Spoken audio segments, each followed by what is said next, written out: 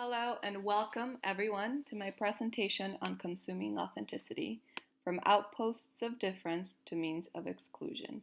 I hope everyone is doing well. The presentation will encompass first a brief synopsis from Zukin herself, and then we will dive a little deeper into some of the main points that I think are worth mentioning. Then we will cover the methods, my personal experience and reflection, the importance of this scholarship, and finally, future suggestions for this piece. So let's begin. In the following clip, you will hear from Sharon Zucking describing a little bit of the demographic that she so deeply talks about in her research and explaining a little bit of insight in regards to what the motives driving their decision making are, as well as the consequences behind those decisions. Interesting things about urban culture in the last half century is that urban residents are increasingly college educated, smart people with a lot of cultural capital. They might not have a lot of money, but they have had fairly good jobs and a terrific interest in history and art and what we could call the aesthetics of city life.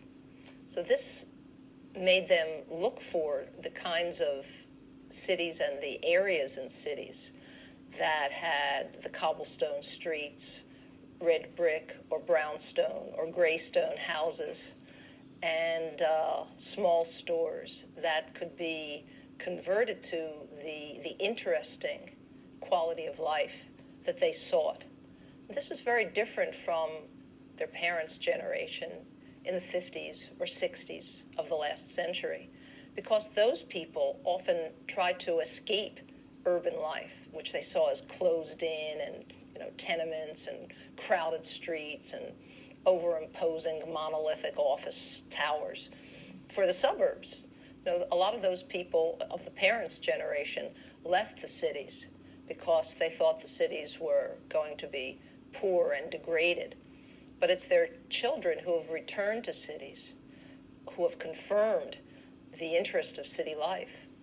But the more of them or of us who come to cities, the less space there is for the low-income people who have been living in cities all along.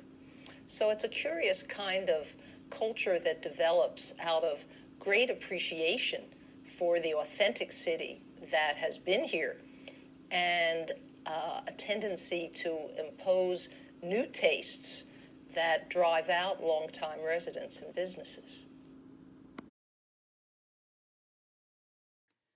Zukin starts by painting a picture of how hip consumers who seek out authentic alternative products are the catalyst for gentrification by leading urban developers to find value in the ethnic minority working class communities through their fabrication of authenticity for economic capital gain. These new consumers find these communities as pure, original, ethnic, fresh, so they are willing to take risks in choosing where to live in order to obtain that. She points out that they are also not so innocent, because in the process of developing alternative consumption practices for themselves, they contribute to changes that make these spaces more desirable. Similarly, while younger professionals are initially driven by the economic value in urban areas, their cultural capital drives them to appreciate the genuine infrastructure already in place, which then facilitates the process for urban developers because, as opposed to creating new constructions, they can go ahead and update what's already in place. She explains on page 725. Even in the most rundown neighborhoods, walk-up flats have been transformed into luxury housing. Blight, as urban planning officials in the 1950s called dilapidated housing they wanted to raise, has yielded to hip. So what is gentrification? Zukin states on page 726. In the 1980s, everyone began to call the process of upgrading properties without tearing down buildings gentrification. This process not only was able to accommodate new residents into these upgraded properties, but similarly and simultaneously kicked out the old residents from the old constructions that they used to live in. The process itself started gaining exposure in the 1950s and 1960s as activists against large-scale urban renewal, such as Jane Jacobs, author of The Death and Life of Great American Cities, contributed to the appreciation of cultural diversity in city life and its architecture. The reason was because they wanted to maintain the architecture treasures that they found in the authenticity of the city that was already established, and in that way tried to prevent big urban developers from coming in and changing the entire landscape. Similar to other cities in the US, Robert Moses was one of the big urban developers in New York City, and the New York City government itself, along with him, wanted to replace old warehouses, factories, and stores with expressways and public housing projects. So, two of the main terms that are really important to understand, I think, in Zukin's research are yuppie and islands of renewal and seas of decay. The first one. In the 1980s, the children of the generation that escaped to the suburbs during the Great Depression and World War II migrated or remained in the city. Those who remained in the city took it upon themselves to upgrade the residences that they occupied. A lot of them were younger professionals as well that had decent jobs. And what they ended up doing was they created a critical mass of restored residences, and they deemed it islands of renewal and seas of decay. And this was because the infrastructures that were surrounding those upgraded residences were not very pretty. They were gritty, they were dirty, and it wasn't somewhere that people ideally wanted to live in. Now, the second one, the term yuppie, per Merriam-Webster's definition, is a young college-educated adult who is employed in a well-paying profession and who lives and works in or near a large city. In the 80s, this was a very derogatory term used by people who were suffering from the gentrification of these areas because, in their perspective, it was the hipsters who were promoting the new value found in the beauty of the authenticity of that architecture and infrastructure. So they focused on the aesthetic appeal of it. And to them, seediness was not ugly. It was a sign of authenticity. And the authenticity that they sought out was so important to them that it was one of the main parts of their consumption. Downtown farmers markets and ethnic food stores underline their image of oases of authenticity in a Walmart wasteland, encouraging real estate developers to reinvest in making urban livable, marketable. That's on page 725. Another very big point that Zukin makes is a correlation between these yuppies or the new residents to the Parisian bohemians of the time. Like them, they worked for not a lot of money. They also were artists. They found their value not so much in their economical sustainability, but more so in their cultural capital, right? One of the quotes that stood out to me was found on page 727, and it says, "All the words that were used as lavish compliments by the old gentry, delicate, dainty, respectable, decorous, opulent, luxurious, elegant, splendid, dignified, magnificent, and extravagant. Instead, the new elite prefers a different set of words, which exemplify a different temper and spirit: authentic, natural, warm, rustic, simple, honest, organic, comfortable, craftsmanlike, unique, sensible, sincere."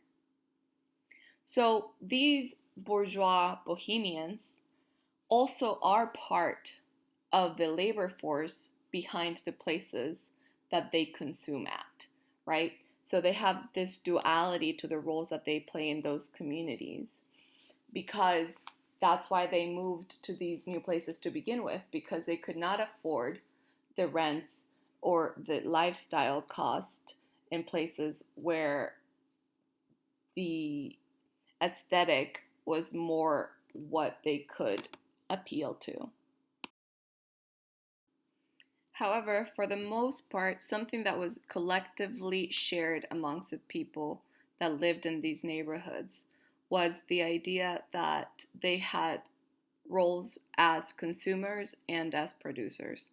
So, living in these new residences for these residents gave them the ability to participate in the society that they wanted to be a part of without compromising their values.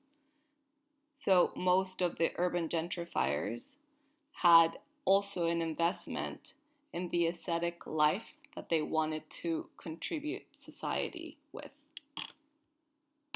which is why Zukin states, whether they are middle-class gentrifiers, underpaid creative producers, or yuppie scum, new residents of all neighborhoods are consuming an idea of authenticity. That's on page 727. So the point throughout up until now remains on the focus of authenticity, whether it came first as a derivative of not having enough means to live in a different place, or authentically seeking out that rustic greediness of the urban life that New York provided. It was something that was genuinely valuable to them, right? It was part of the space that they wanted. It was part of the lifestyle that they envisioned for themselves. And it was very much a part of the values that were inculcated into them. So, what is authenticity? Authenticity, per this researcher's definition, is a concept that arose between Shakespeare and Rousseau, in which men and women are an authentic self via an honest or true character versus duplicity and society's false morality. Rousseau made a special emphasis on how men and women are authentic if they are closer to nature than to the institutional disciplines of power. This means that the more removed from the power dynamics of government that people were, the more authentic they could be because they didn't have to put up false personas to pretend to be something they were not, right? And transparency was a huge pillar of what authenticity was. Very similarly, the earlier German intellectuals, French artists living La Vie de Bohème, mid-19th century, made an allurement toward the lifestyle that revolved around lower class urban life of the marginalized groups against the hypocrisy of the rich. That is why, even in our past slide, we can see that the bourgeois bohemian influence was something that drove a lot of these New Yorker new residents. Because performing a creative life distant from commercial mainstream and high culture was what was most valued as authentic. So, where do these new residents, these Parisian-like bohemians of the East Village, end up? They go to these new communities and they need a place to consume. They need a place to live their life. They need a place to socialize. They need a place to experience their human experience, right? So they congregated in the art galleries and patronized Ukrainian restaurants and 24-hour bodegas. That was what the artists of the East Village did. Their consumption spaces were safe spaces for people to be as different as possible. That was one of the biggest draws to these spaces because in other more cosmopolitan areas, they would essentially stand out and not in a favorable way. So publicity for these spaces happened the way it would happen in modern day websites, right? You had the alternative press. So these artists all sort of had a circuit through which they communicated which spots were the happening places. On page 731, Zukin writes, some places were open to a different clientele, changing the way they did business to suit their consumption practices. Why?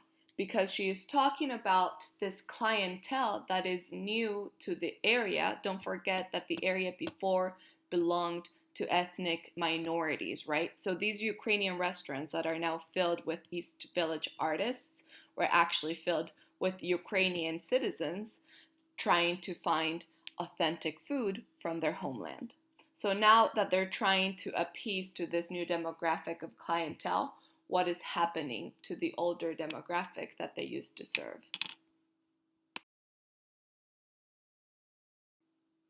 So the old clientele that they used to serve had a lot of apprehension toward the newcomers.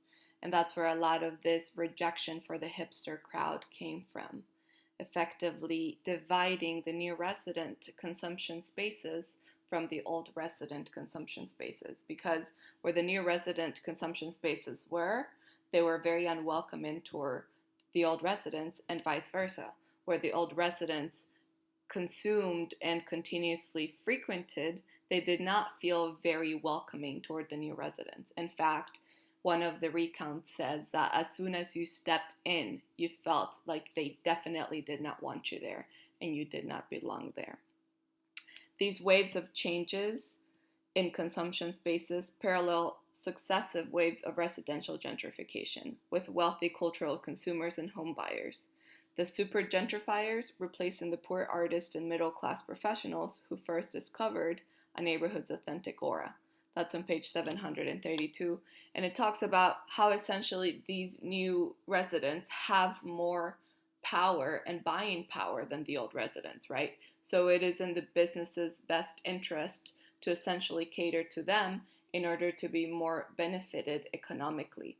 And it was similar to the residential markets because they paid more. They had more consistency with their upgrading dynamics, right? And they also drew different crowds. So the consumption habits of the new residents contrasted against the old residents actually plays a very important role in how the residential gentrification patterns kind of took place as well. And it also talks about especially the transition for the businesses aspect of it, right?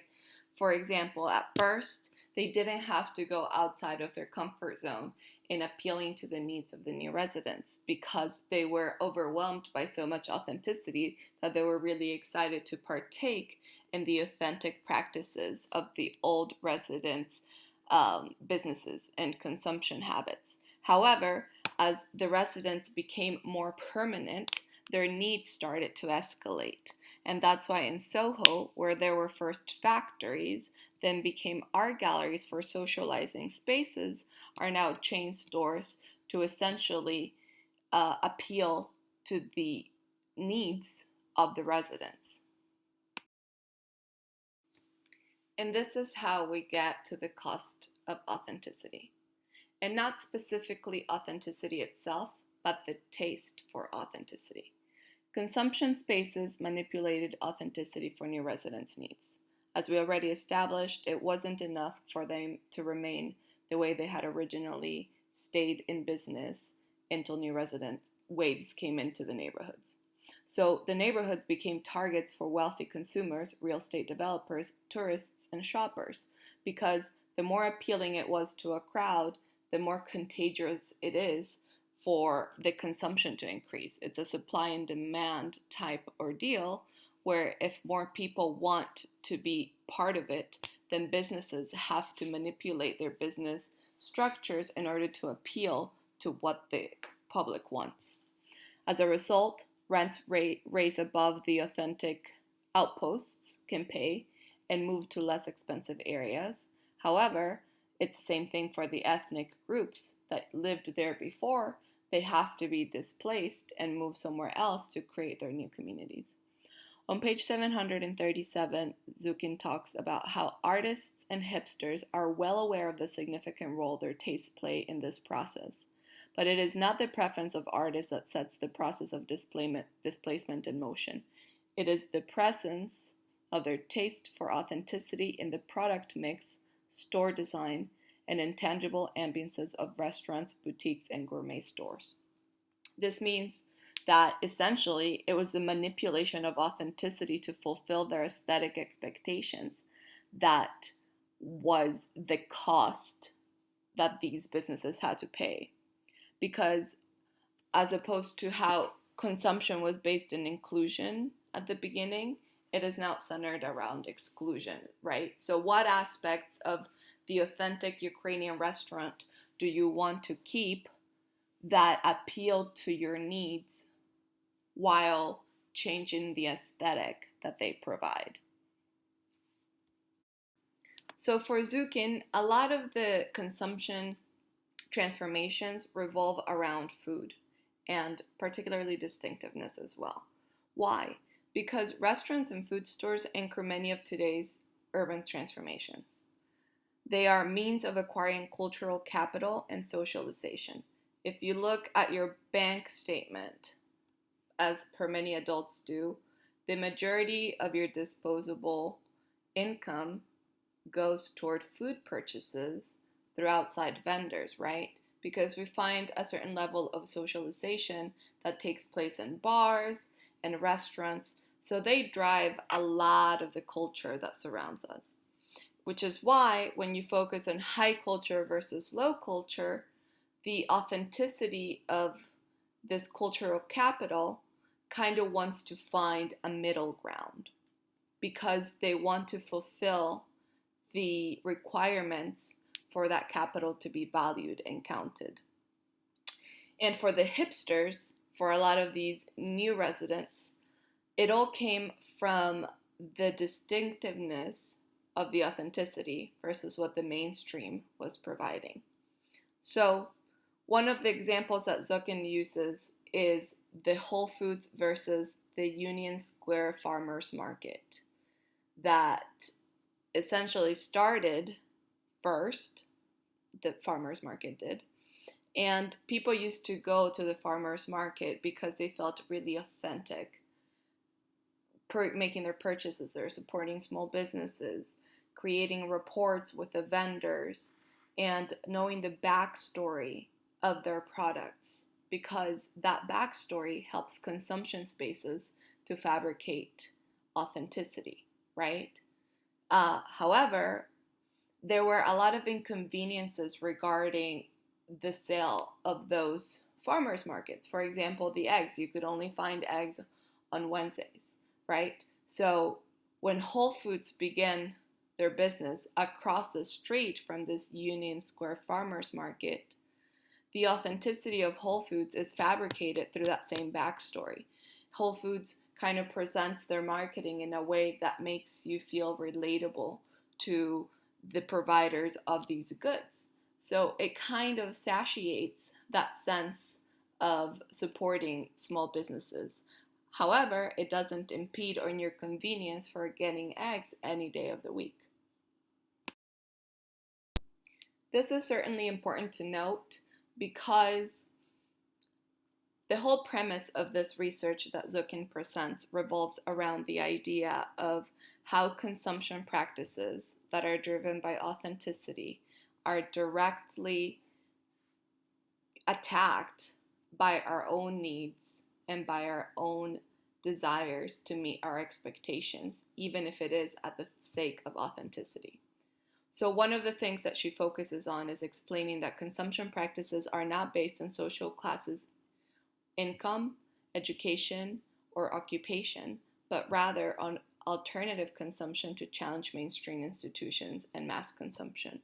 So if there is a way that is more convenient for you to challenge the mainstream institutions and mass consumption that still caters to your needs and your conveniences, as long as you're complying with the first requisite of posing a challenge, then you will take that second, less authentic, but more viable option for yourself.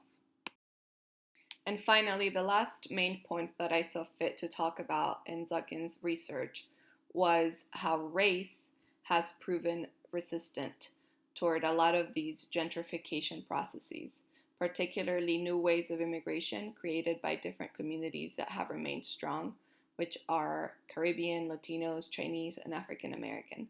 Specifically, she talks about Fulton Mall in Harlem as one of the most strong interceptors to this process, and how developers are not willing to invest to draw wider demographics, not because consumers might not be interested in partaking in those choices, but because the visible blackness of the consumption spaces drives them away. This means that even though a lot of the new residents seek authenticity, they're still very much intimidated by a lot of the characteristics that encompass that authenticity in some ethnic minorities and communities. Similarly, some of the resistance that has become more institutionalized and has remained very active in creating preservation in New York City's landscape are the New York City Landmarks Preservation Commission and the Brooklyn Heights Association. In fact, the Brooklyn Heights Association was one of the biggest opponents in 1965 to maintain the architectural treasures of Brooklyn, and it won one of the biggest challenges against city governments in order to keep that architecture intact. So there is a lot of grassroots and social movements that, as a result of this appreciation that started from the new residents, have invested themselves institutionally in keeping those preservations alive. In order to wrap up this presentation, I would like to address some of the key points. The first one is the methods.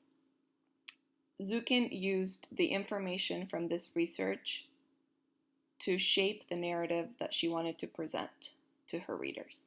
She used interviews as well as testimonies and information from historical databases and longitudinal comparisons of urban development.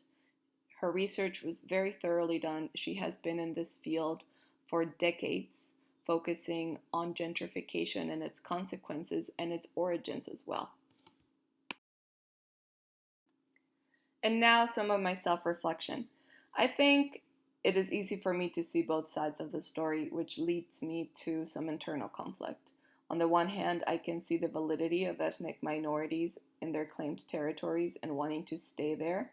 However, I also see the logical notion of progress causing displacement. As cities develop and grow, things become more expensive and opportunities that are economic are lacking. And that's just the way that the process works. I think because I grew up in the United States, in the DC area, I have seen a lot of that gentrification take place. But as you see, younger demographics have nowhere else to live either.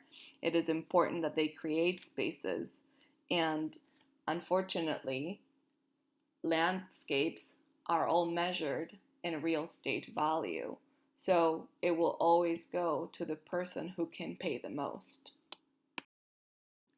I can also see this from a more global perspective in being from Bolivia and seeing what the tourism industry has done to the actual authenticity that's catered to tourists. Most tourists who go to third world countries have that drive in their pursuits to travel to these world countries to see the authentic life that people lead in those countries. However, the reality is that a lot of the infrastructure doesn't support the needs that they have, not just aesthetically, but essentially safety-wise. And what ends up happening is that smaller businesses get left behind because it is the bigger businesses that can keep up with the foreigners' expectations of infrastructure and aesthetic.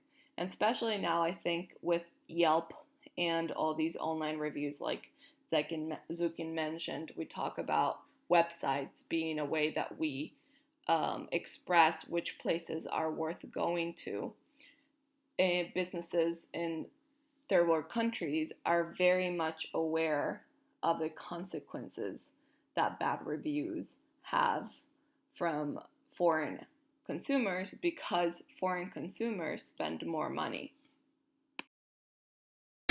So it is important for them to retain those consumers as opposed to the local consumers because ultimately they give them a higher revenue. Similarly, it is very painful to talk about this displacement, and I definitely feel empathetic toward the awkwardness of these transitions. with the old residents and with the new residents, because the reality is that during these transitions, no one is really comfortable in the spaces. There has to come a development of comfort. And at the beginning, it is difficult for everybody. Now, back to the scholarship itself. And I think the biggest valuable takeaways from this research are to understand the effects of consumption practices, to analyze patterns throughout global cities and development, and to have an introspective look at the history and accounts of each demographic represented in the research. And finally, some of the future study suggestions that I would have is essentially to update the same research, because this paper is from 2008, and being 2020, a lot of things have shifted and changed in the same players since. So it would be really interesting to look at an updated version of it. And also to use the patterns that have been identified in regards to how second-tier cities, size-wise, would develop. For example, I know one of the big apprehensions that I have about the community here in Corpus Christi is what's going to happen to the lower income households when the port explodes and a lot of the international trade starts taking place. Those areas that are really close to the port are where some of the lower income demographics live. And I think the same thing is going to happen to the housing. Urbanizations are going to be made because developers want to take advantage of the increase in consumerism and commerce, and someone is going to have to pay the prices. So it'd be interesting to see how those patterns can be applied to different cities, and as well see a follow-up to those displaced communities in their transitions to create new communities in new places that they get displaced to. See how they are able, if they are able to manage the displacement, and to see the effect on their quality of life. Thank you so much for hanging out with me during this presentation. I hope that it was valuable to you and that this article gives you a clear understanding of what the consumption of authenticity can cost to our society.